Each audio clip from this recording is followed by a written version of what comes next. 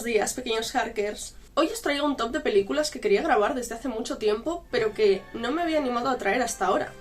Películas de terror sobre escritores. A ver, este es un canal en el que se habla de terror y se habla de libros de terror más concretamente, en la mayoría de ocasiones, bueno, no siempre es así. Por tanto, me parece más que adecuado para un top de pelis. A ver, no es de extrañar que muchos escritores y guionistas en algún momento hayan tomado la decisión de escribir sobre su propio oficio.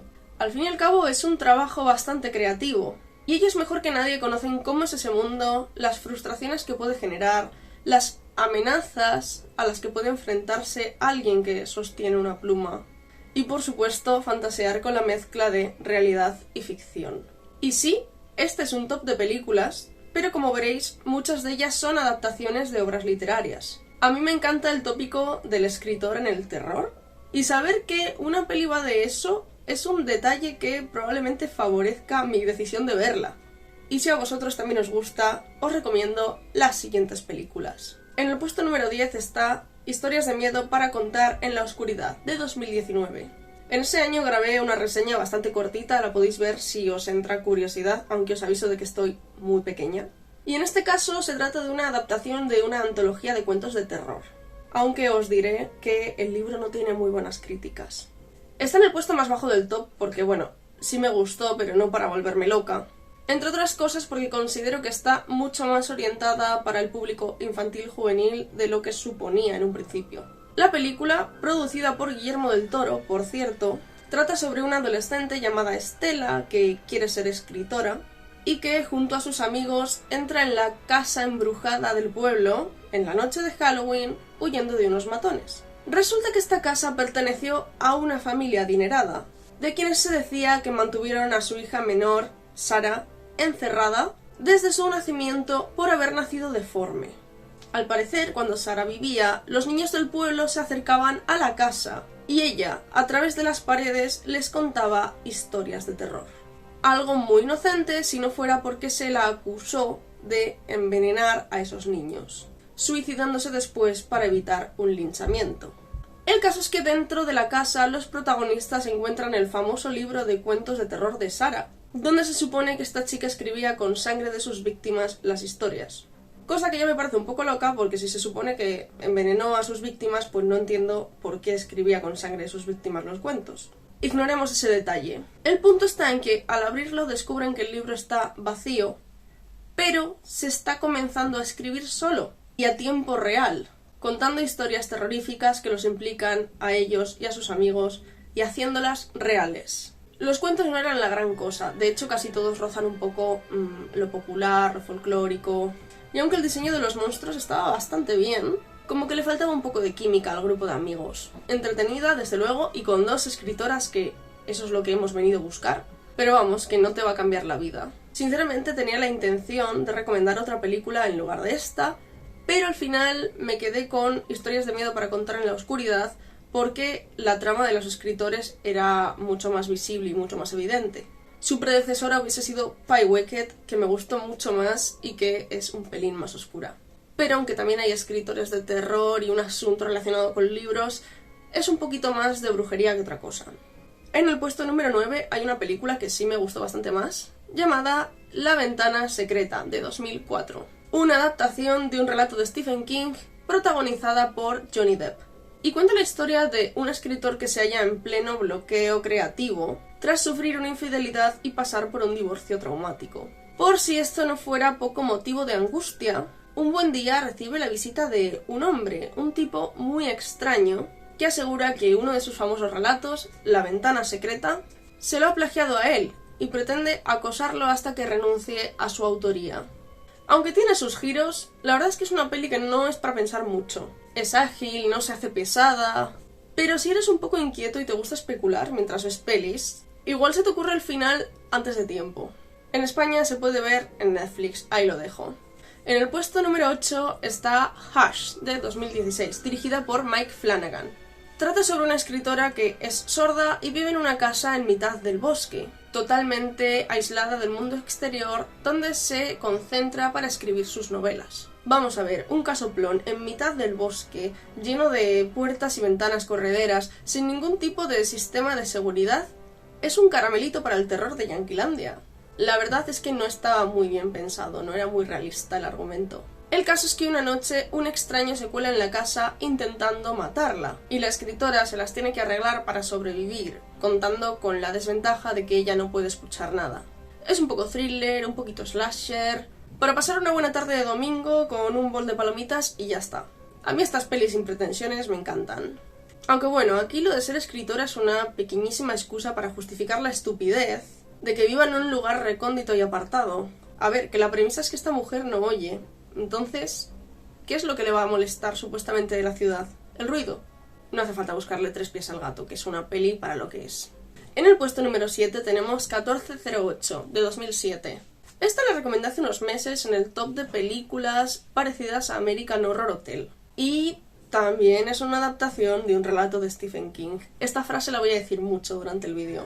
Esta peli trata sobre Mike, un escritor de novelas de terror e investigador paranormal, que en realidad es un tremendo escéptico, no cree en nada de lo que publica. Pero un día llega hasta él una información sobre una habitación de un hotel muy maldita. Él hace todo lo posible por alojarse allí, a pesar de que el dueño le explica que todo aquel que se hospeda en la habitación se vuelve loco en menos de una hora. Pero su orgullo y su escepticismo son tan fuertes que no logran convencerle de que existe un auténtico peligro. En fin, la curiosidad, pues eso. El ritmo de esta peli es un regalo caído del cielo, porque es que no se toma ningún descanso, o sea, te lo da todo en un tiempo récord. Además es muy creativa en sus formas y sus métodos, así que definitivamente sorprende. ¿Qué más decir si ya la he recomendado antes? El puesto número 6 ya es un poquito más complejo. Se trata de Madre, de 2017, protagonizada por Jennifer Lawrence y Javier Bardem. Película controvertida porque se pasa de oscura, y no me refiero a siniestra, que también, sino a complicada, conceptual. Esta película trata sobre un matrimonio que vive en una casa en mitad de la naturaleza, un sueño muy romántico, idílico. Pero bueno, él es escritor y al parecer se encuentra en un bloqueo creativo del que no logra salir de ninguna forma. Y un buen día, sin avisar, decide meter en su casa a una serie de personas desconocidas sin consultarle nada a su mujer, cosa que evidentemente no le va a sentar demasiado bien. Pero como esto parece ayudarle a romper con ese bloqueo, va a haber un conflicto de intereses. Yo creo que desvelar mínimamente lo que esconde Madre es estropear el críptico para el espectador. Entiendo que no es una peli para todo el mundo. Y si eres de los que odian terminar de ver algo y no haber entendido nada, ten en cuenta que esto puede pasar. No creo que sea tan complicado, pero implica ese riesgo, así que si no eres ese tipo de espectador, igual puedes pasar de Madre. Dejo el aviso. El puesto número 5 es para Animales Nocturnos, de 2016, otra que también tiene tela. Esta película fue dirigida y guionizada por el diseñador de moda Tom Ford, aunque es una adaptación de una novela de Austin Wright, publicada en español bajo el título de 3 noches. Y curiosamente, esta peli es bastante buena. La protagonista, interpretada por Amy Adams, es una mujer llamada Susan, galerista en Los Ángeles, que está llevando una vida lujosa pero un poco vacía con su segundo marido. Un día recibe por sorpresa una novela escrita por su primer esposo, del que no sabe nada desde hace un año. Junto al manuscrito hay una nota de este hombre en el que le pide que lea el libro y contacte con él en cuanto pueda. Y aquí, durante esa lectura, es donde la historia empieza a mezclarse con la propia ficción de la novela, dando lugar a un relato ambiguo y metafórico. Es más thriller que terror, pero a mí me resultó perturbadora, especialmente por la variedad de interpretaciones que ofrece la cinta. En España se puede ver en Netflix y en Prime, así que ahí lo dejo. En el cuarto puesto tenemos terror más convencional, y se trata de Sinister, de 2012. La peli más terrorífica de la historia, según unos estudios que analizaban la frecuencia cardíaca de los espectadores durante el visionado de una serie de películas. Sinceramente yo discrepo con la opinión de este estudio, pero bueno. Aquí nuestro protagonista es un escritor, más bien un periodista, que trabaja viajando por todo Estados Unidos junto a su familia para investigar crímenes horribles y escribir libros sobre ellos. Pero en una de estas investigaciones encuentra una cinta de vídeo oculta, donde se ven muchos más detalles de lo que se supone que ha pasado. Hace ya años que la vi, pero recuerdo que el asunto de la escritura tenía bastante peso. Y aunque sí me gustó, no me resultó muy original. Es un terror muy tópico, pero bien realizado. Y esta está en Netflix, en Filmin y en Movistar Plus, así que no hay excusa.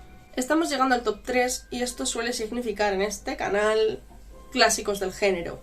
Efectivamente, el tercer puesto lo ocupa Misery, de 1990. La adaptación, como no, de una novela de Stephen King, protagonizada por la icónica Kathy Bates, y una de las mejores películas de terror de la historia. Por cierto, sobre la novela de Misery hice una reseña y os la dejo ahí por si os da curiosidad conocer mi opinión. Paul Sheldon es un famoso escritor de novela rosa que ha decidido concluir su saga de mayor éxito, Misery, matando a la protagonista en su última novela. Una decisión muy cervantina. Su intención es pasarse a una narrativa más seria que le permite explorar mejor su talento. Pero un desafortunado día, Paul tiene un accidente de tráfico en mitad de una nevada en una zona montañosa y es rescatado por Annie, una extraña mujer que vive sola y que resulta ser su fan número 1. No voy a desvelar más porque, bueno, ¿quién no conoce Misery? A día de hoy es bastante raro no haber visto la peli o no haber leído el libro si eres fan del terror, debido a que es bastante popular. Pero claro, no podía dejarla fuera del top si voy a hablar de escritores y terror.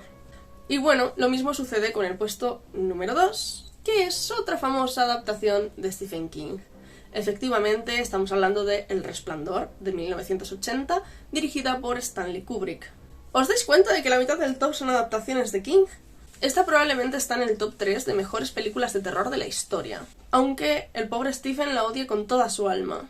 El protagonista, Jack Torrance, es un escritor que durante el invierno se traslada junto a su familia al impresionante Hotel Overlook para encargarse de su mantenimiento durante la época de grandes nevadas, que dejan aislado e inaccesible el edificio. El problema es que Jack es un pelín alcohólico, y el aislamiento, sumado al hecho de que en el hotel pasan cosas raras, comienzan a volverlo loco. Es un peliculón y la novela también es una maravilla imprescindible. Y sorprendentemente, el primer puesto no es para una adaptación de King, aunque su influencia es innegable. Y se trata de una de las películas de mi top 3 de terror, In the Mouth of Madness, de 1994, traducida en España como En la boca del miedo. Esta película fue dirigida por John Carpenter y tiene un rollito un poco David Lynch, en mi opinión, además de que parece un poco más ochentera que noventera, curiosamente. El personaje central de esta película es Shutter Kane, un escritor de terror súper famoso, que es como una especie de parodia o referencia a Stephen King, las cosas como son, que tras entregar a su editor el manuscrito de su última novela, ha desaparecido. El caso es que la novela, aparte de ser un tremendo bestseller, está volviendo loca a la gente que la lee. Por esta razón, el editor de Kane contrata a John, un detective, para averiguar qué está pasando y dónde está Shutter Kane. Aunque John cree que todo esto es una estrategia de marketing editorial, su investigación lo llevará a un pueblecito en el que pasan cosas muy inusuales, que desafiarán los límites de su cordura. Tiene su parte de interpretación ambigua, por supuesto, pero no es la peli más complicada del mundo. Eso sí, es una fantasía maravillosa, creada para los lectores del género de terror. Y yo creo que os va a encantar. Y aunque tristemente hemos llegado al final de este top, quería añadir una serie de recomendaciones extra. Para empezar, no podía irme sin recomendar el videojuego Alan Wake, de acción, aventura y terror psicológico, que sigue a un escritor de terror que está investigando la desaparición de su esposa durante unas vacaciones. El caso es que durante esta búsqueda descubre que estos acontecimientos están relacionados con la trama de su última novela. Una mezcla muy acertada de realidad y de ficción que vais a disfrutar mucho si os gustan este tipo de historias. Yo soy malísima jugando a videojuegos y ya han pasado unos años desde que lo conocí, así que os puedo garantizar que no hace falta ser gamer para disfrutar de esto. Por supuesto, también tenía que recomendar la miniserie francesa de Marianne, de 2019, que, compuesta por 8 episodios, trata sobre una novelista de terror cuyas novelas están alcanzando mucha popularidad. Sin embargo, tras una visita inesperada a una de sus firmas de libros, descubre que todo lo que cuenta en sus historias se está haciendo realidad en el pueblo en el que nació, por lo que decide ir para intentar averiguar qué está pasando y, a poder ser, frenar la situación. Y como no me puedo ir sin mencionar que la primera parte de la última temporada de American Horror, Double Feature, trataba específicamente sobre escritores y sobre el talento. Y empezaba bastante bien, utilizaba la temática de una forma magistral, pero es que el conjunto de la temporada y el final de esta primera parte fue tan pésimo que es que no la puedo recomendar. La tengo que mencionar porque este canal tiene una larga historia con American Horror, pero lo siento, no fue de mi agrado la última temporada. Podía haber sido mucho mejor. Lo que pasa es que fueron unos 6 episodios, así que si tenéis curiosidad, pues ahí está. Y ahora sí que sí, eso es todo por hoy. Hasta la semana que viene, pequeños Harkers.